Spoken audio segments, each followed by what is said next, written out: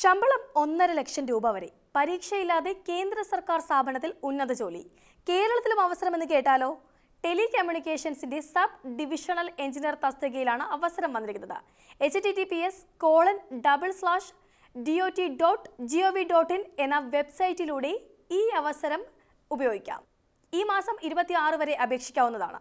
ആകെ 48 ഒഴിവുകൾ. ഡൽഹിയിൽ 22, അഹമ്മദാബാദിലും ഷിലോങ്ങിലും 3 ഒഴിവുകൾ വീതം, കൊൽക്കത്തയിലും മുംബൈയിലും 4 വീതവുമുണ്ട്. കൂടാതെ ജമ്മു കാശ്മീർ, മീററ്റ്, നാഗ്പൂർ, ഷിംല എന്നിവിടങ്ങളിൽ 2 ഒഴിവുകൾ വീതവും, ഗാംടോക്ക്, ഗുവാഹത്തി, എറണാകുളം, സെക്കന്ദരാബാദ് എന്നിവിടങ്ങളിൽ 1 ഒഴിവ് വീതവുമുണ്ട്. അംഗീകൃത സർവകലാശാലയിൽ നിന്ന് electrical, electronics, telecommunications, information technology അല്ലെങ്കിൽ കമ്പ്യൂട്ടർ സയൻസ്, എഞ്ചിനീയറിംഗ് തുടങ്ങിയവയിൽ ബിരുദമുള്ളവർക്ക് അപേക്ഷിക്കാവുന്നതാണ്. 56 വയസ്സിന് താഴെയുള്ളവരാണ് അപേക്ഷിക്കേണ്ടത്.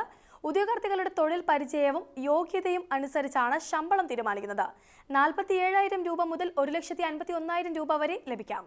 വ്യക്തിഗത അഭിമുഖത്തെ അടിസ്ഥാനമാക്കിയായിരിക്കും തിരഞ്ഞെടുക്കുന്നത്.